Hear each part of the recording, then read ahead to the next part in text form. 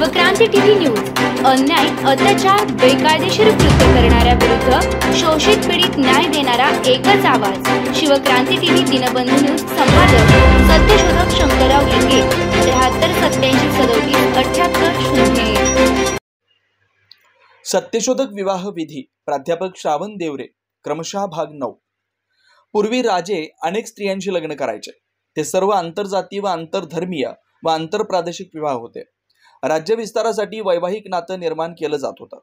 स्वसंरक्षणासाठी व वतनासाठी सरंजामदार जातीचे लोक आपल्या मुली राज्याला देऊन यायचे। अशा मुलींची रवानगी राज्याच्या जनानखान्यात होत असे।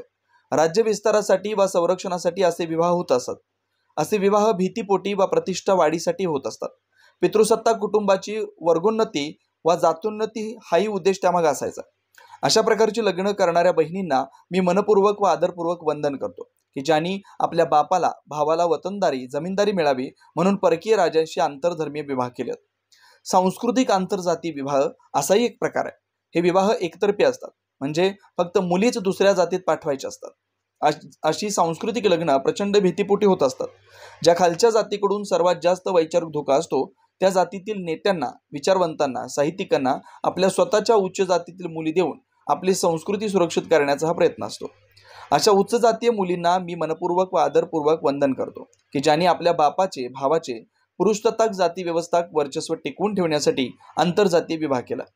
तिसऱ्या प्रकारचा आंतरजातीय विवाह हा खरा आंतरजातीय विवाह असतो, कारण हा आंतरजातीय विवाह जाती व्यवस्थेला धक्का मारण्यासाठी असतो, जो जाणीवपूर्वक केला जातो। अशा विवाहापैकी एक विवाह आज गौतमी व संघर्ष यांचा संपन्न होतोय। या विवाहाला आपण उपस्थित राहून वधूवरांना शुभेच्छा दिल्यात, प्रोत्साहन दिलं व पुढच्या विधीसाठी आदर्श स्थापित केला, याबद्दल आपले सर्वांचे मनपूर्वक अभिनंदन व आभार। प्राध्यापक श्रावण देवरे, नाशिक। मोबाईल क्रमांक 88 301 27 270।